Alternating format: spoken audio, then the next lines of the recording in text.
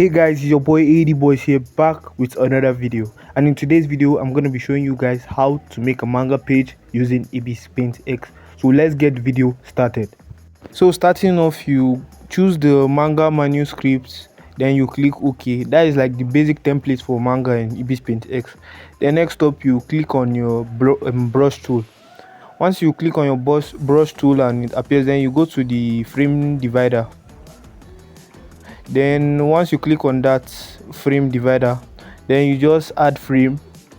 Then next up, you just adjust the thickness of the line, the vertical and horizontal like boxes, lines at the edges. That's what you just basically do depending on your storyboard and what you drew actually.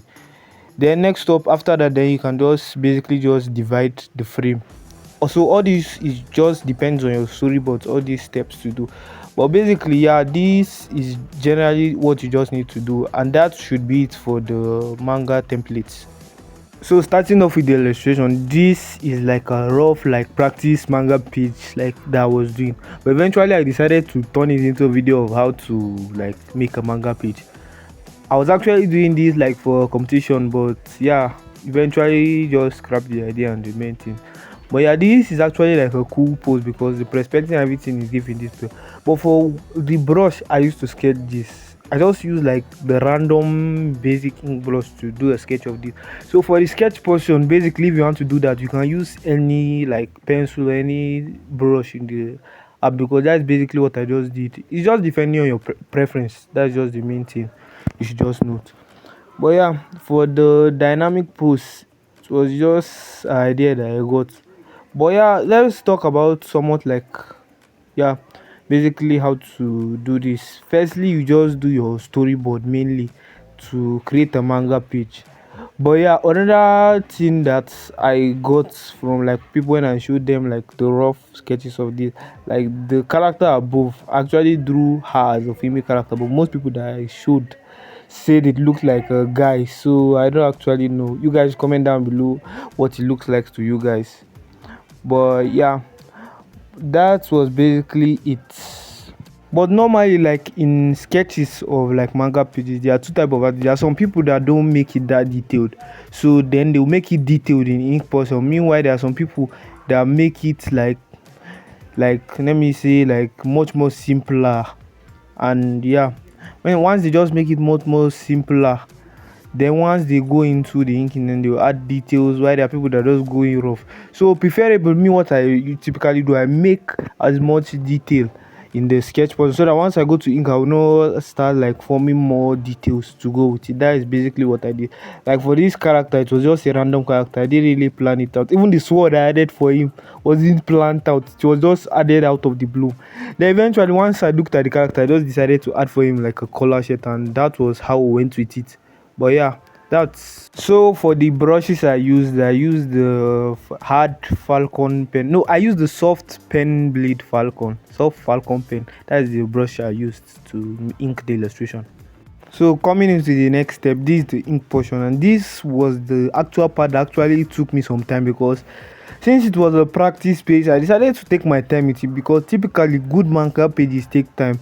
As a kind of time, you need to reference like stuff like that from other manga pages. But in a way, like the way I actually do like my own manga pages, I'm trying to find a way like I will use my like hatchings, like cross hatchings and the remaining type of hatchings, just to like define where the shadows are, because I've seen some mangakas like that actually, like the mangaka of Boruto doesn't use screen tones in his own, and to me like it's somewhat like more easier and faster in a way, because screen to actually like consume time in a way, but it actually brings out a better result than hatching in a way. But I still prefer using hatching than screen to, because screen to you need to define it, add the lighting and the rest. But yeah, it's just depending on what you like, but screen tones aren't that bad. And in this video too, I'm gonna use screen tones. So another thing that I would say I was a little bit basic was here was the background. For the background, I just used like basic tiles and like, yeah, I wanted to add in a door, but yeah, the basic pose was just, let me just do like a shooting pose. Like the guy didn't even know what hit him. That was like the general pose. And like for the beam, as you can see here, I use hatching. For the blood, I just use like random splatter technique. And another thing you should note is like once like you are drawing manga, you should be able to like know the color difference, because some kind of time when you make like a colored illustration and once you draw that same character in manga, you should know whether his hair will be black, his skin will, you put skin tone on it. That is basically it. And here you can see me using like the selection tool here and like defining where I'm going to put the screen to, because once the beam passes him, then the light is like hitting from the back, because like a blight right, I said blight right, blight bright light beam, bro. I'm actually making mistake in this video. That was basically what I did. Then I added in the sword. For here I just use like a little bit of as just to define the sword. But yeah, that was basically it. It actually came out great, because once I did this, it actually came out great. Then for the like beneath him, I wanted to add a little bit of shadow, but I just added in a bit of like ash tones just to make that pop up a little bit. Then I used the selection tool and added in some hatching marks to define the wall. And for the character above, I just used a little bit of lighting just to define the way it is and added in text. So yeah, that is basically how to make a manga page, and I hope you guys enjoyed the video, and I'll see you guys in the next one.